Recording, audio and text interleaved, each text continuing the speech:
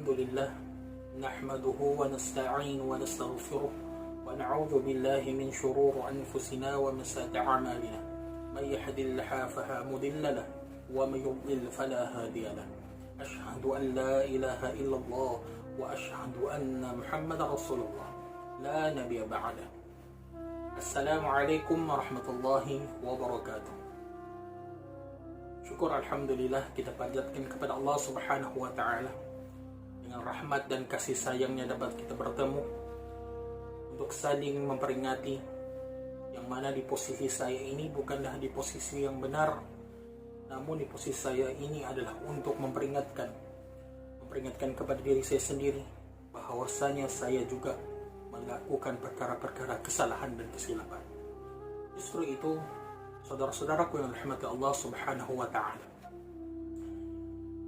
di dewasa ini sekarang terlalu banyak yang menyebabkan antara inti-inti yang memperpecah belahkan di antara kita. Bahkan dalam Islam sendiri, saudara kita sendiri sesama Islam berpecah belah. Ada sebab-sebab faktor dalaman ataupun faktor luaran. Bahkan ada di antara kita sesama Muslim yang bertelagah dengan yang belum Muslim. Bahkan itu tidak baik di sisi Islam, dan Islam tidak mengajarkannya. Namun di posisi Islam itu, Allah Subhanahu wa taala telah memperingatkan kita banyak hal berkenaan dengan perpecahan ini. Karena apa? Islam itu semuanya bersaudara. Seperti mana firman Allah dalam Al-Quran, ba'da a'udzu billahi minasyaitonir rajim, bismillahirrahmanirrahim, innamal mu'minuna ikhwatun fa aslihu baina akhawaykum wattaqullaha la'allakum turhamun. Yang artinya, sesungguhnya orang beriman itu semua bersaudara. Dan apabila di antara kalian, yakni kita, berkelahi, maka leraikanlah. Mudah-mudahan Allah Subhanahu wa taala memberikan rahmat kepada kita, yakni kasih sayang kepada kita. Justru saudara-saudaraku yang dikasihi Allah Subhanahu wa taala, ada dua faktor utama yang menyebabkan kita dan Islam itu sendiri, umat Islam itu sendiri berpecah belah. Yang pertama faktor dalaman, yang kedua faktor luaran. Nah, di kali ini kita akan memperbahaskan faktor dalaman dahulu. Yang mana faktor dalaman ini faktor utama yang menyebabkan faktor luaran ini terjadi. Dan Allah Subhanahu wa taala telah mengatakan dalam Al-Quran, dalam surah yang sama, dalam surah Al-Hujurat, yang mana faktor dalaman-dalaman inilah yang menyebabkan faktor luaran ini terjadi. Seperti mana Allah sebut dalam surah Al-Hujurat dalam ayat yang ke-11. Bismillahirrahmanirrahim. Ya ayyuhalladzina amanu la yaskharkum min qaum asa an yakuna khayran minhum wala nisa'un min nisa' asa an yakuna khayran minhum wala talmizu anfusakum wala tanabazu bil alqab bi'sal ismu fusuqu ba'da al iman wa man lam yatub fa ulaika humuz zalimun. Mana artinya, wahai orang yang beriman, janganlah di antara kamu mengolok, mengejek ataupun seumpama dengannya dengan di antara kaum laki dengan kaum laki yang lain. Kemungkinan kaum laki yang kamu ejek itu lebih baik daripada kamu. Sebaliknya juga kaum perempuan dengan kaum perempuan yang lain, jangan mengolok, jangan mengejek. Kemungkinan yang kamu olok itu, kaum perempuan itu adalah lebih baik daripada kamu. Saudaraku yang dirahmati Allah Subhanahu wa taala, sebelum kita lanjutkan arti yang seterusnya, lebih bagus dan lebih baik kita lihat di ayat yang pertama, arti yang pertama dalam ayat yang ke-11 ini. Wahai orang-orang yang beriman. Allah sebutkan wahai orang yang beriman. Siapakah orang beriman itu?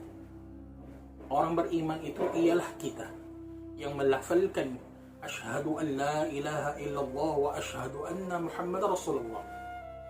Nah, kalimah tauhid inilah yang penyebabnya kita semua seluruh umat Islam itu bersaudara.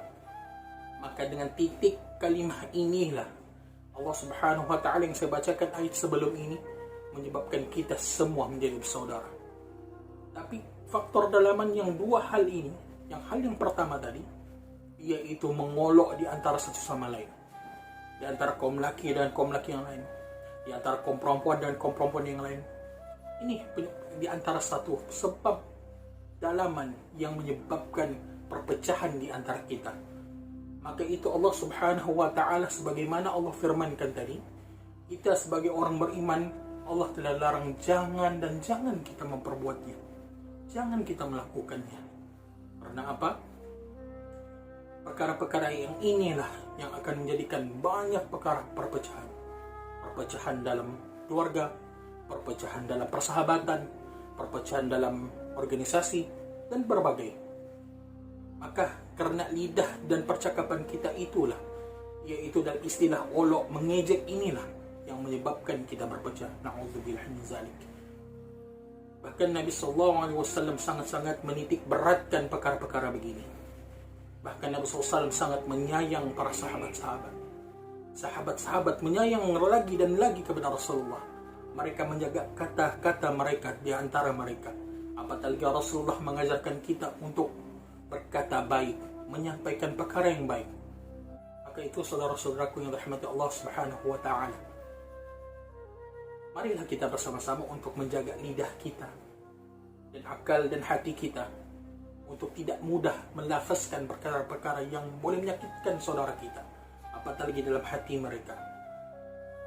Mudah-mudahan Allah Subhanahu wa ta'ala menjaga lidah, akal dan hati kita untuk tidak melakukan perkara begini. Na'udzubillah min zalik. Saudaraku yang dirahmati Allah Subhanahu wa ta'ala, sebelum kita menganjak kepada ayat yang tadi, kepada arti yang seterusnya,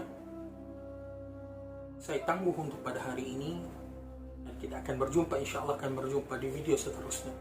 Mari kita fikirkan bersama ayat yang pertama yang saya sebut tadi, yang saya sampaikan, innamal mu'minuna ikhwatun fa'aslihu baina akhawaykum wattaqullaha la'allakum turhamun. Dan ayat seterusnya, sesungguhnya kita semua bersaudara, maka perkataan persaudaraan inilah harus kita jaga dan harus kita sayangi betul-betul.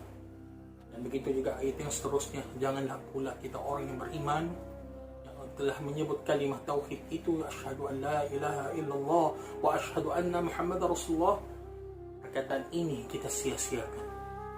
Sesungguhnya kita semua bersaudara, dan jagalah persaudaraan itu bermula daripada lidah kita.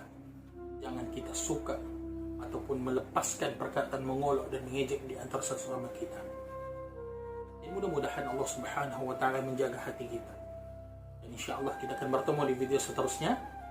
Dan ingat, berbuat baik, jangan salah berbuat. Bertemu lagi dengan saya, Abdul Munir bin Muhammad Onan, di video seterusnya, di episode seterusnya. Assalamualaikum warahmatullahi wabarakatuh.